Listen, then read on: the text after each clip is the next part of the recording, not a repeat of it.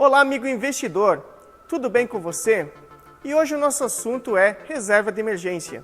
Mas antes de iniciarmos, não se esqueça de se inscrever no nosso canal Juntos no Investimento.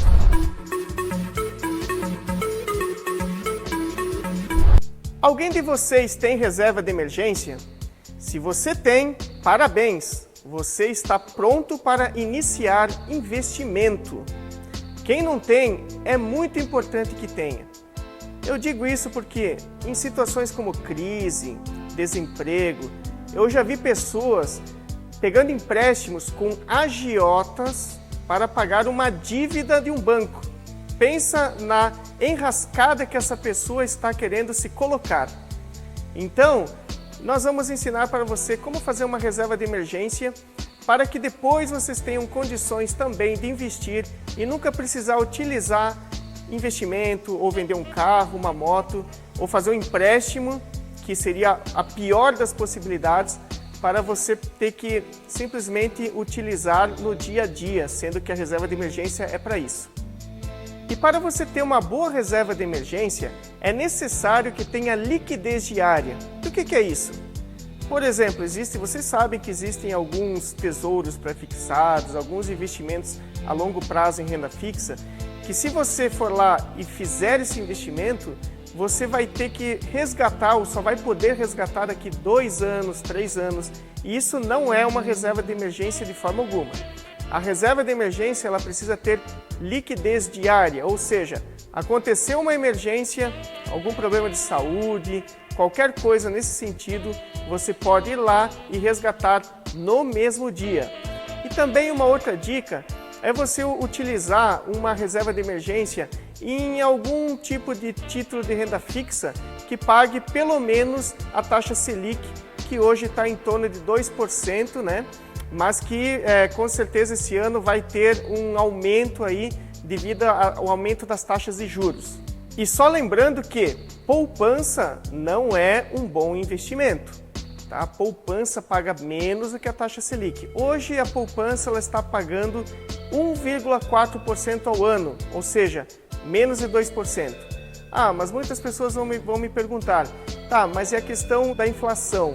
A inflação hoje no Brasil a gente sabe que está acima de 4%, de acordo com o IPCA, mas a gente não tem muitas opções que dão liquidez diária, então a gente precisa se contentar com, no mínimo, os 2% da taxa Selic, ok? A reserva de emergência, ela é muito importante para questões quando você tiver um problema de saúde na família, alguma situação de desemprego. Então é sempre importante você fazer um cálculo do teu salário multiplicado por 12, que daria em torno de 1 ano. Vou dar um exemplo, se você ganha R$2.000, é muito importante que você tenha guardado no mínimo R$24.000. E não é muito difícil você entender o porquê. Você imagina agora uma situação da pandemia do coronavírus, você ficar 1 ano desempregado. De onde você vai tirar o sustento da sua família? A reserva de emergência é para isso. E as opções que nós temos para a reserva de emergência, a primeira delas é o Tesouro Direto Selic. O Tesouro Direto Selic é um empréstimo que você faz para o governo recebendo 2% da taxa Selic ao ano de juros. A segunda dica é o Certificado de Depósito Bancário, o CDB. É um empréstimo que você faz para um banco. Qual é a vantagem do CDB? É que ele possui um fundo garantidor de crédito. O que é um fundo garantidor de crédito? É um seguro. A maioria dos bancos tem. Esse seguro, ele vai te garantir, se caso acontecer algum problema com o banco, enfim, que você vai receber no mínimo R$250 mil do que você investiu.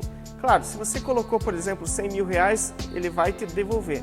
Se você tem, por exemplo, um investimento de R$300 mil, você somente vai receber R$250 mil.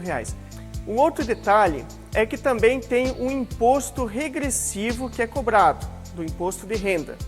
Então, se você, por exemplo, colocar um dinheiro no CDB, vamos botar lá R$100 mil, os primeiros 180 dias você vai pagar um imposto de 22,5%. Com o tempo, ele vai regredindo até ficar em 15%. E uma terceira dica são os fundos de investimento.